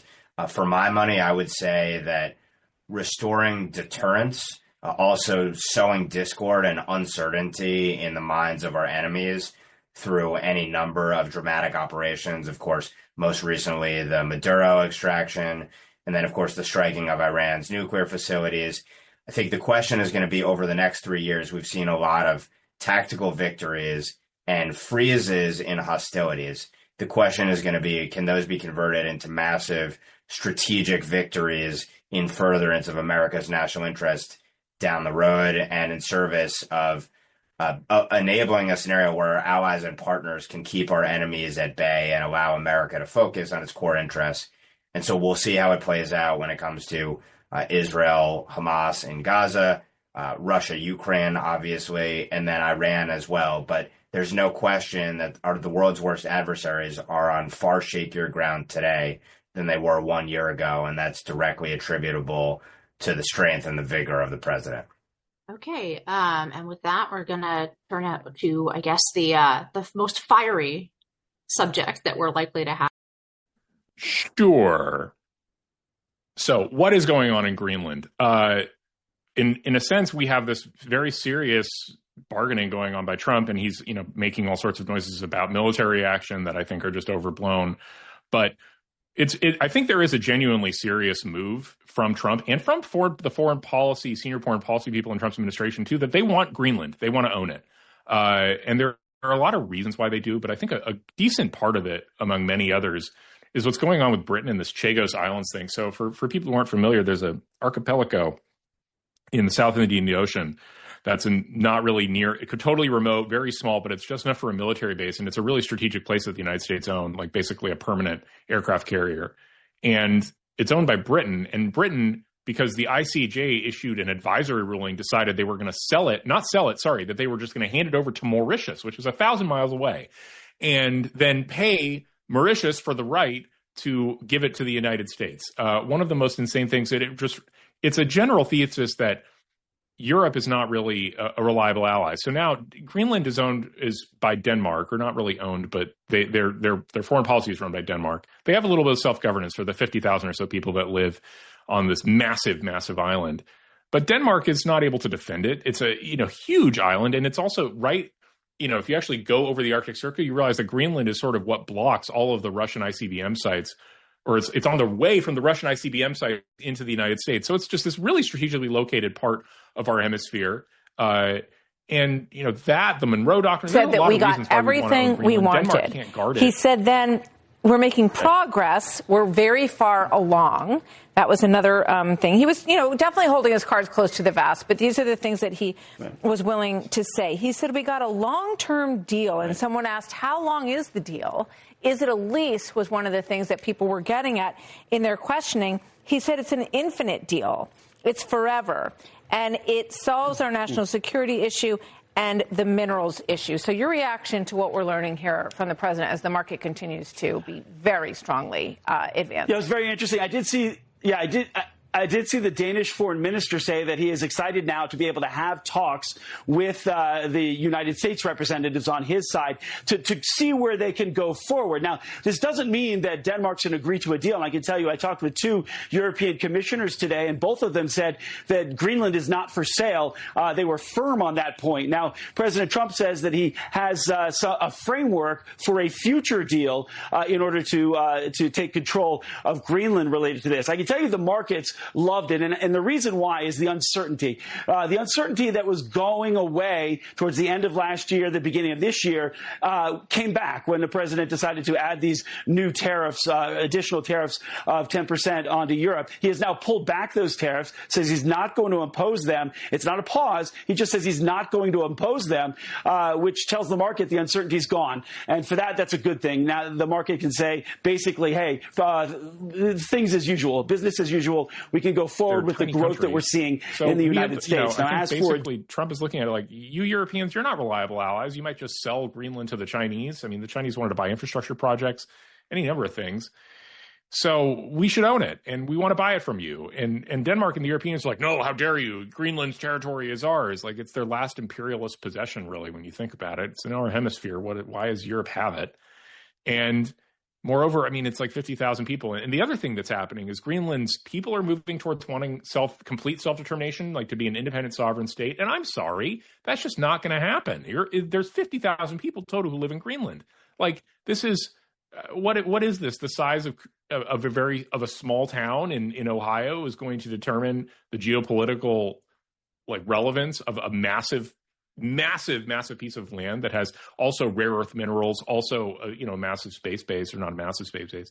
So all these things, like, President Trump just wants to buy it. The Europeans don't want to sell it, so we're going to put tariffs on them and make them realize that they should sell it to us. And I actually had an interesting debate with this former head of British Special Forces yesterday on Al Arabiya. I think it's airing today.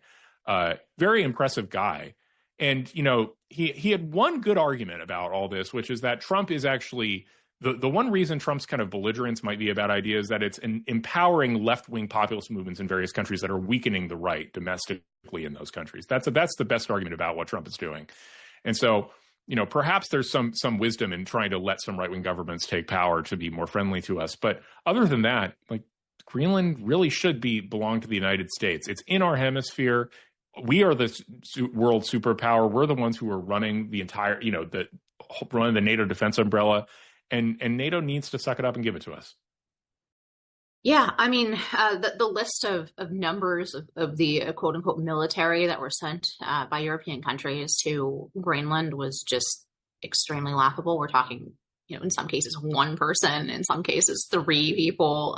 It just underscored the fact that the Europeans do not have the ability to defend the island or really make use of it. I guess the strongest argument against this to me is that we can strong arm them into doing whatever we want with Greenland anyway. So there may be a middle path there. If we have, I don't think at this point that Denmark has the capacity to resist. So until Trump came along, I got to be honest, I never thought about Greenland and how it's vital to America's national and economic security. But what the heck? I'm along for the ride. I'll talk to you later, mate. Bye-bye.